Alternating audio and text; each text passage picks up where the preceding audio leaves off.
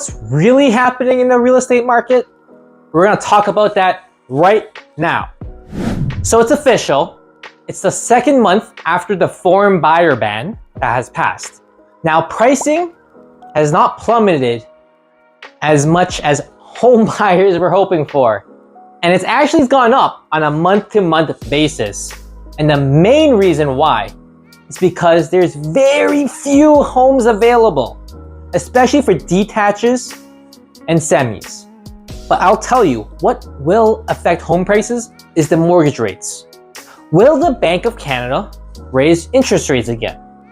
Now, they may, because there's very low unemployment rates.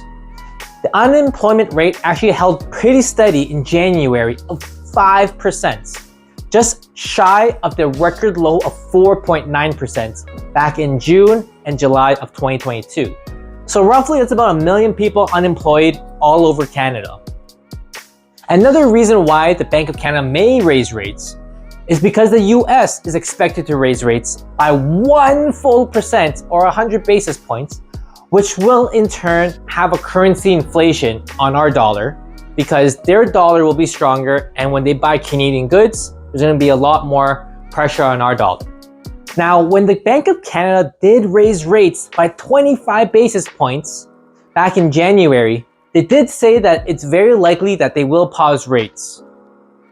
Now, the reason why is because inflation data was actually heading in the right direction of 5.9% back in January. Now, their goal for 2023 is 3%, and then next year, 2%. Now, all 32 economists polled and expect that the Bank of Canada will keep their overnight rate of 4.5% back in March 8th.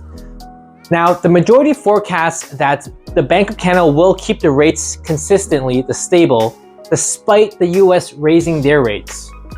And the reason why is because the gross domestic product data actually showed that the economy in Q4 had zero growth. Now, that's compared to their own projections of 1.3% expansion. So the Bank of Canada is already off by 1.3. Now, despite this news, who really knows? I'm not sure if you remember this, but I do, when they said that don't worry Canadians, we're gonna keep our very low interest rate for an exceptionally long period of time back during the pandemic. Well, obviously that didn't turn out totally to be the case because they followed that up with 8 consecutive interest rate hikes. That's never been happened ever in Canada. So what happens then is if they raise rates back, in spring or summer, and they start coming out with more tightening fiscal policies, well, that's just going to be another strike, in my opinion, against their communication and credibility. Now, with all this said, let's just dive right into the numbers.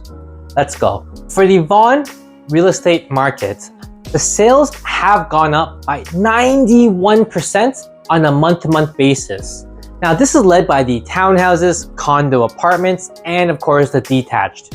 Now, they are still lower than the pre-pandemic numbers of February 2020, but home prices were 18% lower. Now, in terms of active listings, they're roughly the same amount on the month-to-month basis, but there are still less listings compared to the 2021 figures, which is very interesting to note. Now, the home prices gone up for detached 6%, townhouses 11%, condo townhouses 17% on a month-to-month basis. Now, the type of market, it's always been a seller's market, everybody. And it's just the degree in which how much of a seller's market it was. For detached is a 43% swing, semis 26%, townhouses 63%, and condo apartments 57%. Now, it is taking a lot less time to sell a home on a month-to-month basis. Now, if you find this video useful, please like it, share it, and if you want, a home valuation, feel free to give me a call at 647-931-2121. Take care. Bye.